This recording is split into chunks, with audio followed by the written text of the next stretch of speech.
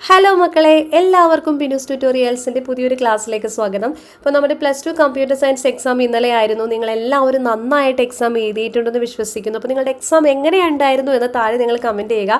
അപ്പോൾ ഇന്നത്തെ ക്ലാസ്സിൽ നമ്മൾ ലാസ്റ്റായിട്ട് കുറച്ച് വീഡിയോസ് അപ്ലോഡ് ചെയ്തിരുന്നു. എന്തായാലും ഈ ചോദ്യം നിങ്ങൾ ഉറപ്പായും പഠിക്കണം എന്നൊക്കെ പറഞ്ഞ് കുറച്ച് വീഡിയോസ് ചെയ്തിരുന്നു. ആകെ 1-2 ചാപ്റ്റേഴ്സിൻ്റെ മാത്രമാണ് ഇമ്പോർട്ടൻറ്റ് ക്വസ്റ്റ്യൻസ് എനിക്ക് ഡിസ്കസ് ചെയ്യാൻ പറ്റിയത്. എനിക്ക് തോന്നുന്നു ആ ഡിസ്കസ് ചെയ്ത ക്വസ്റ്റ്യൻസ് എന്തായാലും എക്സാമിന് ചോദിക്കുമെന്ന് പറഞ്ഞ ക്വസ്റ്റ്യൻസ് ചോദിച്ചു കണ്ടിട്ടുണ്ട്. അപ്പോൾ നിങ്ങൾക്ക് എന്തായാലും ആ ഒരു ക്വസ്റ്റ്യൻസ് ആൻസർ ചെയ്യാൻ പറ്റിയെന്ന് വിശ്വസിക്കുന്നു.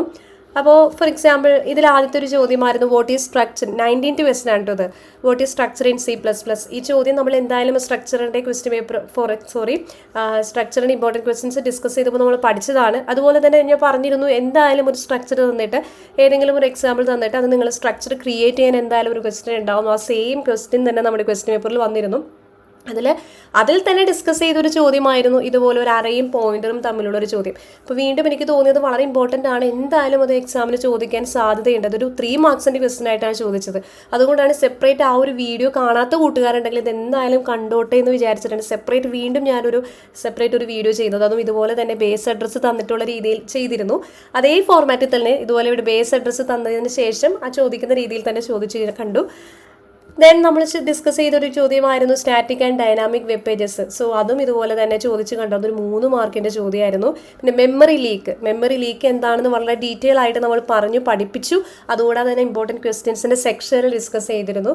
കഴിഞ്ഞ വീക്കിൽ നമ്മൾ ഡിസ്കസ് ചെയ്തിരുന്നതാണ് ICT എന്ന ചാപ്റ്ററിൽ നിന്ന് ലേണിംഗ് എന്താണ്. സോ ഞാനത് പഠിപ്പിക്കുമ്പോൾ തന്നെ നിങ്ങളോട് പറഞ്ഞു ലേണിംഗ് എന്താണെന്ന് ഒത്തിരി ക്വസ്റ്റ്യൻ പേപ്പറിൽ ചോദിച്ച് കാണുന്നുണ്ട്. സോ അതിൻ്റെ ഡെഫിനിഷൻ എന്തായാലും നിങ്ങൾ പഠിച്ചിരിക്കണം. ഏതെങ്കിലും ഒരു 4 ലേണിംഗ് ടൂൾസ് ആണ് പറയാൻ ചോദിച്ചത്. അതൊരു 3 മാർക്കിൻ്റെ ക്വസ്റ്റ്യൻ ആയിട്ടാണ് വന്നത്. ടോട്ടൽ എനിക്ക് തോന്നുന്നു ഈ അടുത്ത് നമ്മൾ ഡിസ്കസ് ചെയ്തതിൽ നിന്ന് മാത്രം ഒരു 14 മാർക്കിൻ്റെ ചോദ്യം വന്നു.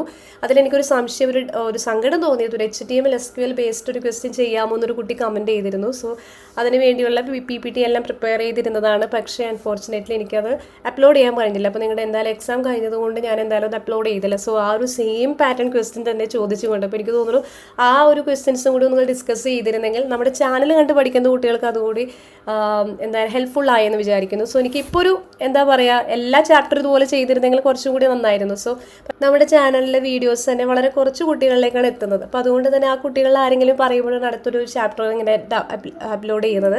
സോ HTML എനിക്ക് തോന്നുന്നു അത് ചെയ്യാൻ പറ്റിയില്ല. സോ ആ ഒരു സുഹൃത്തിനോട്, ആ ഒരു കമൻറ്റ് ചെയ്ത ആ ഒരു കുട്ടിയോട് എന്തായാലും ഒരു സോറി പറയുകയാണ്. സോ നിങ്ങളെല്ലാവരും നന്നായിട്ട് എക്സാം ഇരുന്ന് വിശ്വസിക്കുന്നു. അധികം വൈകാതെ തന്നെ നമുക്ക് ക്വസ്റ്റ്യൻ പേപ്പറിൻ്റെ ആൻസർ കീ നമുക്കിതിൽ പബ്ലിഷ് ചെയ്യുന്നതാണ്. സോ എല്ലാവരും നന്നായിട്ടിരിക്കുക.